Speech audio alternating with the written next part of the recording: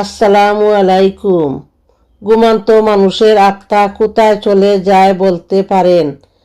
বিশ্বনবী সাল্লাল্লাহু আলাইহি সাল্লাম বলেছেন, মানুষ ঘুমালে তার আত্মা আকাশে চলে যায় আল্লাহকে সিজদা করতে।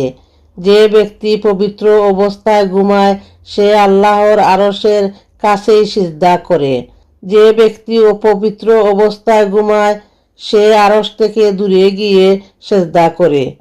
পবিত্র অবস্থায় ঘুমালে একজন ফেরেশতা সারা রাত আমাদের মাথার কাছে বসে আল্লাহর কাছে ক্ষমা প্রার্থনা করতে থাকে।